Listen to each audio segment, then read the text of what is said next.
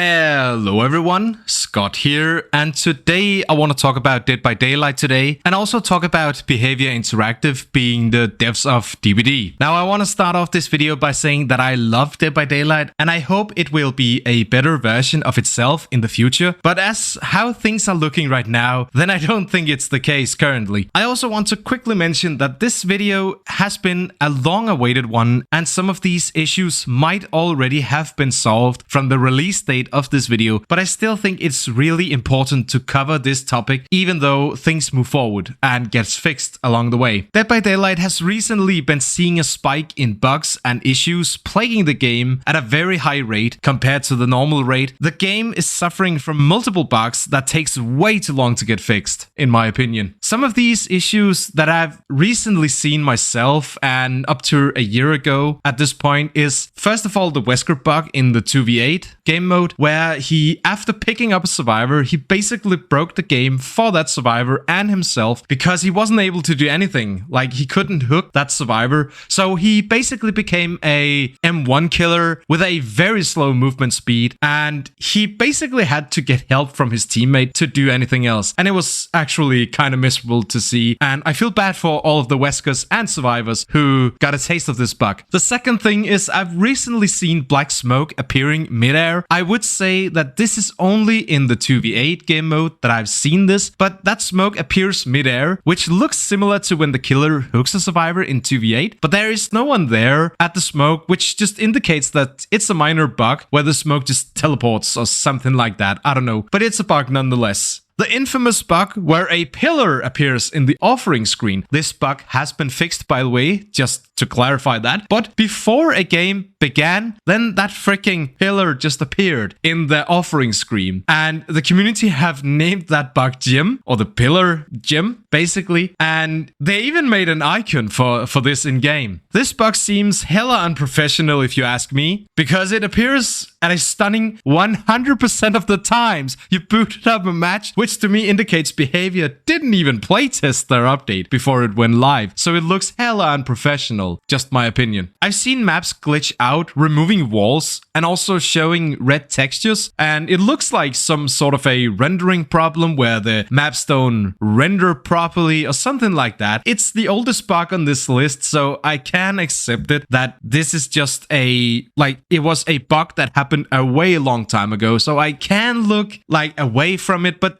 it's still a bug that happened. And yeah, once again, this is one of these bugs where it's like, why did this freaking happen? I've never seen a multiplayer game mess up this bad when it comes to the map department, basically. So yeah, it is what it is, but it's still kind of annoying when it happens. It's kind of freaky also to see the maps just glitch out, but yeah, moving on. In the Walking Dead chapter, then you could also hear the producer's voice, or one of the producers, in the background of sound clips for survivors, and it was one of the survivors from the Walking Dead chapter where it happened. And it also had some issues where if you were playing Plague and you infected that survivor, then yeah, it was just a mess hearing that those vomit sounds, basically. And yeah, it was probably annoying, but I don't know, I haven't really seen this bug myself, but yeah, I'm sure that it's annoying to deal with as well. There are of course people who have made way more highly detailed lists of bugs that I've listed here, but yeah, these are some of the bugs that I've seen myself, and some of them were pretty annoying when it happened. And yeah, it just looks unprofessional. This is what I'm getting at here. It just looks so unprofessional to have all of these bugs appear at once. And recently they also had a live stream about the Walking Dead chapter coming to DBD, where they also had actor Chandler Riggs on with a half muted mic throughout the stream, and I didn't even notice this myself. I just watched another YouTube video talking about this, and whenever I freaking knew this, it messed with my mind, because it was so annoying to see other people talk and then you couldn't hear that person. It was pretty annoying. But yeah, he played some matches with 4 4 streamers, and they were supposed to play the game with the new chapter, but they were forced to end the stream early because of DDoS attacks, making their game servers crash. I heard that the issue was due to a bug with spectators trying to join a game and spamming those requests that would apparently crash the game server, which basically means that if you were to join the game, then you would tell the server, I want to join the game. And if you could spam this multiple times, the server would just be like, nope, I ain't dealing with this, and it would crash. The fix is to fill the spectator spots on the server with players according to what I've heard, which would ignore the requests coming in if the spectator spots are full. And it was something that was suggested to Behaviour to help them out in the situation and move on, but they allegedly just ignored this request. Some people say, well, the devs are working really hard to fix the game. And first of all, I'm pretty sure that they are working to a degree, their butts off, to make this game better. But hey, listen, in my opinion, it's not good enough. And let me tell you why I think this. Behaviour is a company and not a small indie studio anymore. And I would argue that a small dev team of less than 10 people are more allowed to make mistakes that are critical for their game, while Behaviour had this as well when they were smaller. But nowadays, they're a massive company with a bit of stats mixed in here, as I found on the internet. According to their own website, they have 30 years of experience and over 1,200 employees. They do, however, not mention that all of these employees are split between multiple regions, but this is what from a bit of research came up with in search. So they're not all working on Dead by Daylight, which is the focus of this video, obviously, but that is a very high count of employees that possibly could work on this game. Even being 200, if we just use this number, is an embarrassing amount of devs working on the game, which is quite simple if you think of it in the base game. I know that the perks don't help at all and all of the add-ons, but hey, they've made this decision to include all of this content in the game themselves, and they push on from here, making everything more complicated onwards with more perks added to the game. So yeah, it was just their own decision. So yeah, of course models don't make it fair either, but think about it. The base game includes 4 survivors having to repair 5 gens on the map, while the killer have to attack a survivor twice to make them drop to the ground, and then you can hook them 3 times and then they're out, which is more of a party styled game in my opinion compared to other games that are way more complicated with way more mechanics and so much more content. I'm convinced that if you just put 5 talented game devs that are really passionate, have a burning passion for developing games for gamers to enjoy, up to the task of making a Dead by Daylight clone, then they can recreate Dead by Daylight if we exclude the almost 100 characters in the game and also look away from all of the balancing, perks, maps, and add-ons of the game. I know it's a big chunk of the game, but hey, they could just add this later on as time goes. But then I'm convinced that they can do a better job of making something smooth, better optimized, and almost bug-free from a gameplay perspective.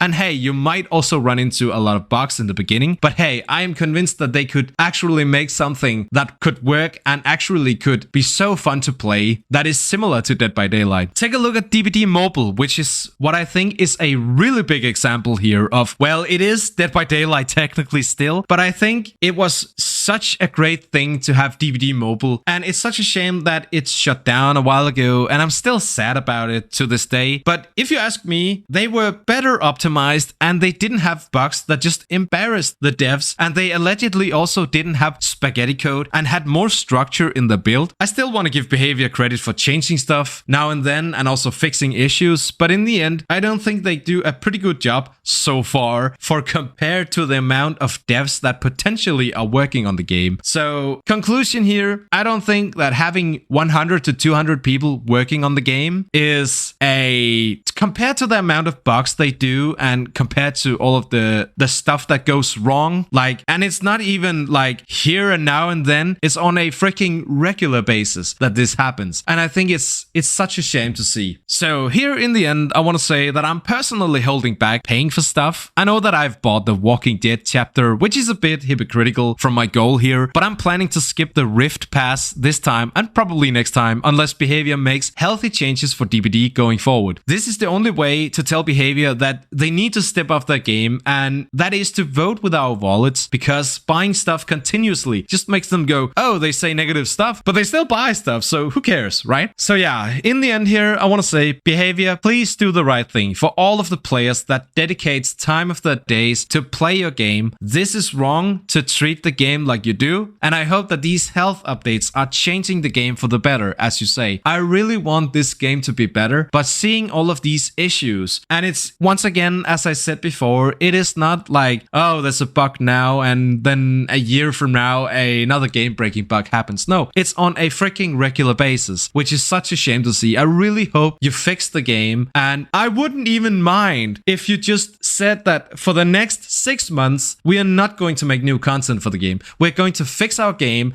and fix all of the issues that are game-breaking. I wouldn't even care. I would say, go right ahead. Give it a year if you need that. I wouldn't care at all. I just want this game to be better. And this is also the point of this video. I know that it's a bit of a negative video, and I actually also wanted to make a video some time ago where because I'm really criticizing behavior a lot, and I really wanted to make a video where I would say 3 positive things about Dead by Daylight and also 3 negative things, just to mix it up. But I just scrapped that video idea altogether and made this video instead, because I really think this game needs, like, it's on live support at this point, right? It needs fixing to get better. And yeah, pause the content, make the game better in that time. Please, behavior, do that. So yeah, I don't think I have anything else to add to this. So here in the end, I want to say, what do you think about DBD lately? Do you think they are working hard? Do you think they need to step up their game? Tell me in the comment section down below. I would love to hear your opinion on this. So yeah, as I usually end off my videos saying is, don't forget to leave a like, ring the bell for notifications, and don't forget to subscribe for more content. I'm Scott, and I'm out. See you all in the next video. Bye everyone.